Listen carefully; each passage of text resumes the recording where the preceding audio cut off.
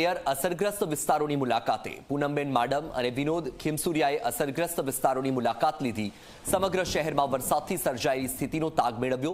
નીચાણવાળા વિસ્તારોમાં નાગરિકોનું રેસ્ક્યુ કરાયું। આ સાથે ફૂડ પેકેટ વિતરણ કાર્યોમાં પણ સહયોગ આપ્યો।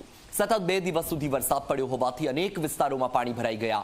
લોકોના ઘરોમાં પાણી ઘૂસી જતા હાલાકી। તમામને જીવન જરૂરિયાતની ચીજ વસ્તુઓ, દવાઓ વગેરેનું વિતરણ કરાયું।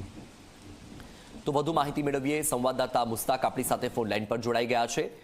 મુસ્તાક, જામનગરમાં સતત વરસાદી માહોલ છે। લાખોટા તળાવમાંથી પાણી છોડવામાં આવતા જળબંબાકારની સ્થિતિ પણ છે। તો જે નદીઓ છે તેમાં પણ પૂરની પરિસ્થિતિ છે। સાંસદ અને મેયર દ્વારા અસરગ્રસ્ત વિસ્તારોની મુલાકાત પણ લેવામાં આવી। શું પરિસ્થિતિ છે જામનગરમાં? બિલકુલ વત્સલ, કહી શકાય કે જે રીતે મેઘરાજાનું ક્યાંક તાંડવ રીતસરનું જે જામનગરમાં જોવા મળી રહ્યું છે ને છેલ્લા 24 કલાકમાં અતિ ભારે વરસાદ વરસ્યો છે, જેમાં સૌથી વધુ જામનગર તાલુકામાં 15 ઇંચ જેટલો વરસાદ વરસ્યો છે। અને શહેરમાં પણ હાલ જ્યારે રણસાગર ડેમનું પાણી જે આવી રહ્યું છે અને રંગમતી નદીનું પાણી આવવાના કારણે ક્યાંક ને ક્યાંક પૂર જેવી પરિસ્થિતિ અત્યારે નિર્માણ થઈ છે। મહત્વનું છે કે એરફોર્સની પણ મદદ લેવામાં આવી રહી છે, ફાયરનું વિભાગ દોડતું થયું છે અને ખાસ કરીને આવી પરિસ્થિતિમાં હાલ નેતાઓ પણ જે છે અલગ અલગ અસરગ્રસ્ત વિસ્તારોની મુલાકાત લઈ રહ્યા છે।